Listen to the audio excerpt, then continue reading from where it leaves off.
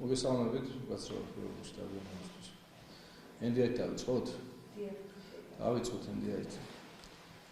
მოგესალმებით, რომ ახლა სანამ ჩვენ პარტიასთან მივახდებით ენდიაის განწყობებზე ვიმსჯელებთ, მანამდე საერთოდ ამ ორგანიზაციის საქმიანობის ბოლო წლების შედეგებთან დაკავშირებითაც გავაკეთეთ კომენტარი იმდენად. ბოლო 3 არჩევნების მანძილზე 2010 წელს მუნიციპალური არჩევნები მინდა გაგახსენოთ, 2014 წლის მუნიციპალური არჩევნები მინდა გაგახსენოთ, 2012 წლის საპარლამენტო არჩევნები მინდა გაგახსენოთ, ცდომილება, რომელიც სხვადასხვა პარტიების მიმართ NDI-ის მიერ წარმოქმნილ დასკვნებში იყო მოცემული, შეადგენდა 100-დან 300%-მდე. ძალიან მარტივ შედეგს გეტყვით, 2014 წლის მუნიციპალური არჩევნების წინ ერთი თვით ადრე გაერთიანებული დემოკრატიული მოძრაობის მიმართ ნდობის რეიტინგს NDI აცხადებდა 1.4%-ის ოდენობით, ჩვენ წავიდეთ 11%.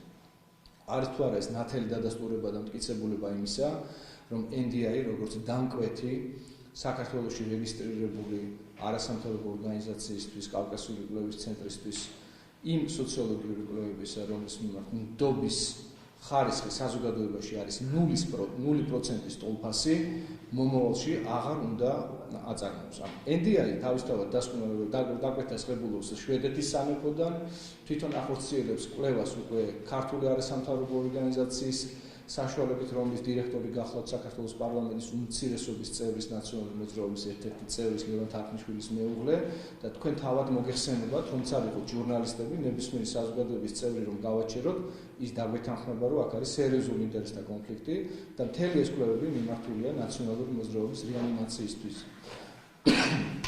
თავად NDI-ზე რომ ვისაუბროთ, ორი სიტყვით გეტყვით, რომ NDI შეიქმნა 1994 წელს და მისი დამფუძნებელი გახლავთ ამერიკის შეერთებული შტატების კონგრესი. შესაბამისად, ის არ არის არასამთავრობო ორგანიზაცია, ის არის კონკრეტული სამთავრობო ორგანიზაცია, რომელიც წარმოადგენს იმ კონjunktურულ ინტერესებს, რასაც ემსახურება დღეს ამერიკის შეერთებული შტატების პოლიტიკურ ხელმძღვანელობაში მყოფი დემოკრატები. აქედან გამომდინარე, მისი კვლევა პოლიტიკური კონjunktურიდან გამომდინარე არის დაინტერესებული ორგანიზაციის კვლევა და ის მთლიანად ემსახურება ამერიკის შეერთებული შტატების სახელმწიფო, ასე ვთქვათ, სახელმწიფო ორგანოების ინტერესებს. და მათი ინტერესები თავის მხრივ გულისხმობს ნაციონალური მოძრაობის და ლიბერალური ინტერნაციონალის კონსოლიდირებული ძალის შექმნას მომავალი საპარლამენტო არჩევნებისთვის. ეს არის ჩემი კომენტარი NDI-სთან დაკავშირებით. რაც შეეხება საარჩევნო თემას და პრემიერმა ხელი არ მოაწერა პრეზიდენტის მიერ გადაგზავნილ და შესაბამისად ელოდებით, რას ელოდებით ზოგადად, რას ფიქრობ და მოსალოდნელია თუ არა საარჩევნო თარიღის შეცვლა. საინტერესოა აცნობიერებენ თუ არა პრეზიდენტი და პრემიერი საერთოდ რას ჩადიან. მე სხვანაირად ვერ დავიწყები ჩემ კომენტარს, ვინაიდან დიდი ხანია ვაკვირდები სიტუაციას და მინდა საზოგადოებას განვმარტო იმ პროცესებთან დაკავშირებით, რომელსაც ადგილი აქვს პრეზიდენტსა და პრემიერს შორის, ასე ვთქვათ, წარმოქმნილ დავასთან დაკავშირებით, რომ 2 აპრილს პრეზიდენტი და პრემიერი ერთმანეთს შეხვდნენ მხოლოდ იმისთვის, რომ გაერკვიათ საკითხი, თუ როდის გამოაცხადებდნენ პროგნოზირებადი საარჩევნო გარემოს შექმნის მიზნით საარჩევნო თარიღს. მოდით ვთქვათ, რომ ამაზე ისინი შეთანხმდნენ. და 8 ოქტომბერი ეს არ იყო მხოლოდ პრეზიდენტ მარგველაშვილის მიერ საკუთარი ინიციატივით გამოცხადებული საარჩევნო თარიღი, ეს იყო შეთანხმებული წინასწარ ბატონ კვირიკაშვილთან. ბუნებრივია ბატონმა კვირიკაშვილმა და ბატონმა მარგველაშვილმა საკუთარი გარემოცვიდან გამომდინარე და მეგულისხმობ იურისტებს, მრჩევლებს, რომლებიც მათ ახვევიათ გარშემო, იცოდნენ ძალიან კარგად, რომ აღნიშნული თარიღის გამოცხადება, ანუ საარჩევნო თარიღის გამოცხადება ავტომატურად იწვევდა საარჩევნო რეჟიმში ქვეყნის გადასვლას მას შემდეგ, რაც ფორმალურად 10 დღიანი ლადის გასვლის შემდეგ გამოცხადებიდან კონტრასიგნაციის წესით პრემიერი დაეთანხმებოდა პრეზიდენტს. ანუ დუალისტური პრინციპი. პრეზიდენტი აცხადებს, პრემიერი ეთანხმება და დათანხმების მომენტიდან ცხადდება ქვეყანაში საარჩევნო რეჟიმი. მაგრამ ნახეთ რა მოხდა კაზუისტიკის თვალსაზრისით. მოხდა ის, რომ ვერც პრეზიდენტმა და ვერც პრემიერმა და ვერც მათმა გარემოცვამ ვერ გათვალეს ის ფაქტი, რომ აღნიშნული ვალდებულების, ანუ საარჩევნო რეჟიმის წარმოშობა იწყებოდა თარიღის გამოცხადების მომენტიდან და მათ პრეზიდენტის აქტის კანონიერ ძალაში შესვლის თარიღად გამოაცხადეს რა 8 აგვისტო. გახსოვთ თქვენ. რის უფლებაც მათ არ ჰქონდა. ეს არის მთავარი შეცდომა, მთავარი გადაცდომა, რომელსაც უშვებს როგორც ერთი ადმინისტრაცია, ისე მეორე ადმინისტრაცია და ეხლა ერთმანეთის წინააღმდეგ იშვერენ ხელებს.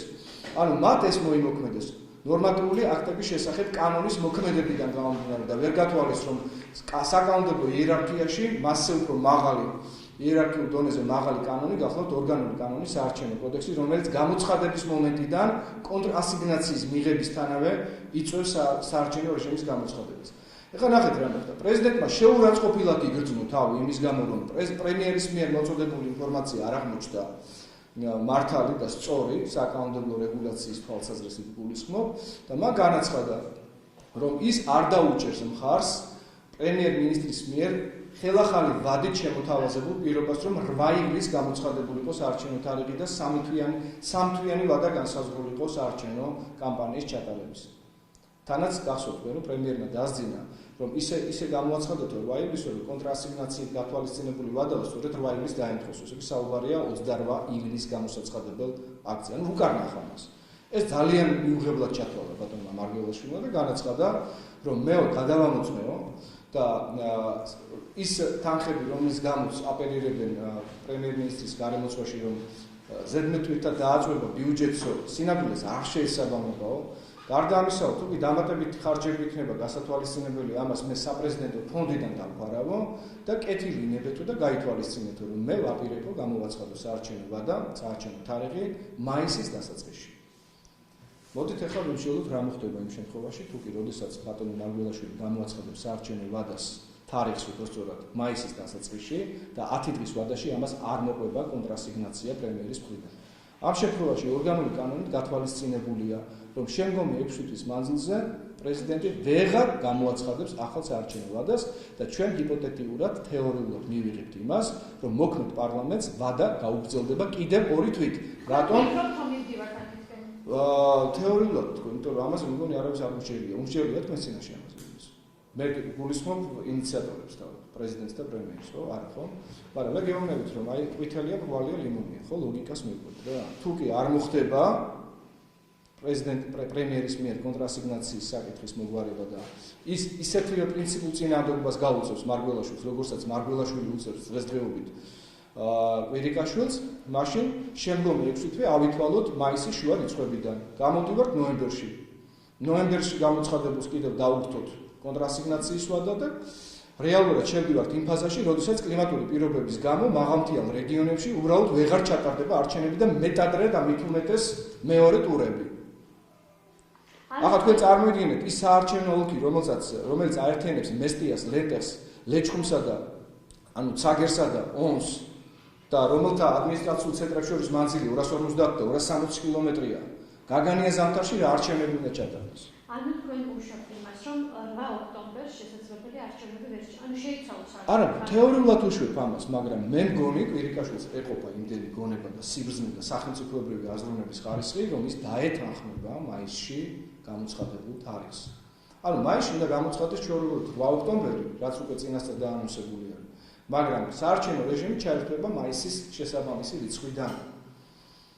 ეს გამოიწვევს ორგანული კანონით გათვალისწინებულ მთელ რიგ შეზღუდვებს ადმინისტრაციულ რესურსთან დაკავშირებით, საბიუჯეტო სასწრების ხარჯვის კორექტირების შეზღუდვასთან დაკავშირებით, ანუ საბავშვო ბაღები, სკოლები, რომელიც აგიკუნხდებათ არის ქცეული, მოგეხსენება განსხვავებულ რეჟიმში გადავა. სხვა საკითხია, როგორ მოხერხდება თქვა ბავშვების მომსახურეობაც საბავშვო ბაღებისთვის და საარჩევნო პუნქტების გახსნათ, სადაც სიებიც უნდა გამოქვეყნდეს, კომისიის წევრებმა უკვე აქტიური მოძრაობა უნდა დაიწყოს, საზოგადოებას იქნება უფლება იქ მისვლის და ინფორმაციის მიღების. ვებით ხომ როგორ დისკომფორტთან არის კავშირში, მაგრამ მეც რა მიგვირს 2 აპრილს ვითომც და ყარაბაღის საკითხზე რომ შეიკრიბნენ პრეზიდენტი და პრემიერი. ამ საკითხებზე არ შეეძლოთ რომ საკუთარ გარემოცვასთან ერთად ემსჯელოთ. და დღეს მე ვხედავ კოჟორიძის გუშინ უსმინეთ მაგალითად კავკასიის ეთერში ისაუბრა ვრცლად და სამართლებრივ საკითხებს აარიდა თავი, მან უბრალოდ ისევ მორალურ ხარისზე გაამახვილა ყურადღება, რომ პროგნოზირებადი საარჩევნო გარემოს წინასწარი გამოცხადების და შექმნის მიზნით პრეზიდენტმაო ეს გამოაცხადა, იმიტომ რომ მსგავსი პრეცედენტი აქ არის აკუთვნილი. იქიდან გამომდინარე, რომ საარჩევნო თარიღი უკვე ცნობილია, პოლიტიკური პარტიები ადასტურებენ აერთების რესპუბლიკელებს, მაგრამ ისინი თითქმის გადასულები არიან საარჩევნო რეჟიმზე. აქედან გამომდინარე, რამდენად ფიქრობთ, რომ პარლამენტში კანონური ხმების საკითხი კიდევ შეიქმნება და ვერ გავაი საკითხები, რაც არის დაყენებული და ასევე ის რომ სამი რესპუბლიკური მინისტრი იმართებენ სამოწარზე პოზიციას, ამავდროულად გადასულები არიან საარჩევნო რეჟიმზე, აქ ადმინისტრაციული რესურსების გამოყენებაც ხომ არ შეიძლება ვთქვათ, ეს წესრიგში. რესპუბლიკელი მინისტრები პოსტებს ვეღარ შეინარჩუნებენ და თქვენ მალე დადგებით იმ ფაქტის წინაშე, რომ ისინი თავისინად დატოვებენ ამ პოსტებს. ფორმალურად ეს დაბრალდება საარჩევნო კამპანიაში მათი მონაწილეობის მიზნებს. რაც შეეხება იმას, თუ რამდენად ქმედუნარიანი იქნება საქართველოს პარლამენტის უმრავლესობა, პირველ რიგში გეტყვით, რომ აი საკონსტიტუციო ცვლილებებთან დაკავშირებით ახლა საზოგადოებრივი აზრის შემსწავლელი კომისია რომ მოძრაობს საქართველოს ფარგლებში ამ კომისიის მუშაობას როგორც შედეგი არავითარი არ მოყვება, იმიტომ რომ საქართველოს პარლამენტში არ მოიძებნება ის 113 ხმა, რომლითაც საკონსტიტუციო ცვლილებები შევა, მეგულისხმობ ამ შემთხვევაში რეგისტრირებული სამოქალაქო ქორწინების სუბიექტებად ქალისა და კაცის აღიარების საკითხს და წინასწარ შემიძლია გითხრათ, რომ ამას შეგუებულია უკვე ქართული ოცნება, მაგრამ მოქმედებას მოქმედებისთვის ახორციელებდა და არა შედეგისთვის. რაც შეეხება საარჩევნო კოდექსში ცვლილებების შეტანას, ერთადერთი ცვლილება, რომელიც ახლა შედის, ემსახურება საქართველოს პრემიერ-მინისტრის საარჩევნო სიის პირველ ნომრად ჩაწერის შესაძლებლობას, იმგვარად, რომ მან არ დატოვოს პრემიერ-მინისტრის პოსტი. სხვა შემოთავაზებული წინადადებების საარჩევნო კანონმდებლობასთან დაკავშირებით ყველაფერი არის იგნორირებული და დასკვნა არც საზოგადოებამ გამოიტანოს ამ ყველაფერთან. ბატონო დიმიტრი, უკვე ცნობილია, რომ არ გადაიწევა ხარჯი საარჩევნების ამასადიაც საუბრობენ თვითონ პრეზიდენტის აკასრებს სამართლებრივ არჩევნებმა გუშინ ინიციატივა წარმოაყენა ასეთი, რომ შეიცვალოს საარჩევნო კოდექსი და ის ცვლილებები შევიდეს, იმიტომ რომ ეს ვადებზეა საუბარი და იმაზე, რომ ხალხები და გამოიწვევს ხელფასები და კონდენტ პაკეტივე საუბრო კომისიის წევრებს და ასე შემდეგ. ეს რამდენად არის გამოსავალი, როგორც ვფიქრობთ? ისევ ძველ საკითხს რომ დაუბრუნდეთ, აი გეტყვით, რომ საჭადრაკო ტერმინში არის ესეთი ტერმინი ცუცმანგები, რომელიც უკანასკნელ წამგებიან ნაბიჯს გულისხმობს მოჭადრაკის მხრიდან და ამ მდგომარეობაში ჩავარდა კვირიკაშვილის სამწუხაროდ. კიდევ ერთხელ ვენერებ, პრეზიდენტმა მას არ დაუტოვა არჩევანი. თარიღი გამოცხადებულია, როგორც თქვენ სამართლიანად ბრძანებთ, ეს თარიღი არის 8 ოქტომბერი, მაგრამ იმისთვის, რომ ამ თარიღთან დაკავშირებით საარჩევნო რეჟიმი არ მოქმედდეს, საჭიროა, რომ დაინიშნოს საარჩევნო, ასე ვთქვათ, ჩაირთვოს საარჩევნო ვადა, ანუ საქართველოს პრეზიდენტის აქტი შევიდეს ძალაში.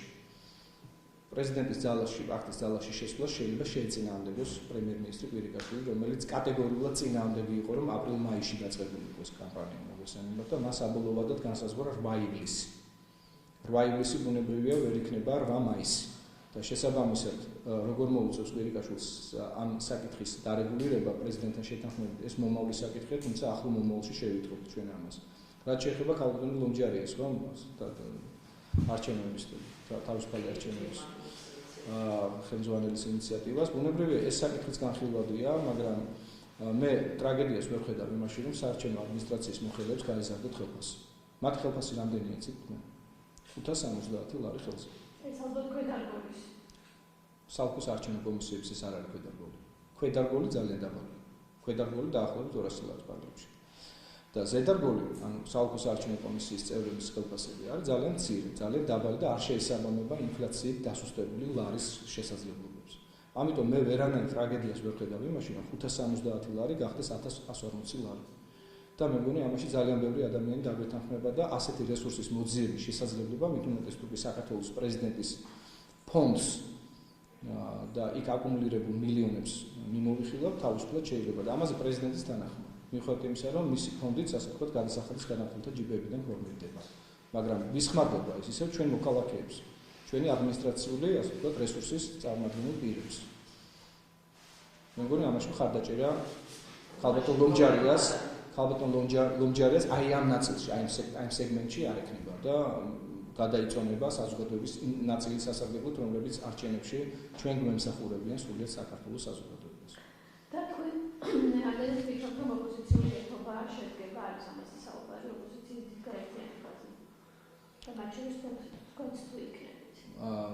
თავისთავად არ არის ცუდი იდეა თეორიულად, მაგრამ გაერთიანებული დემოკრატიული მოძრაობა ამჟამად არანაირ მოლაპარაკებებს არავისთან არ აწარმოებს, მინდა გითხრათ.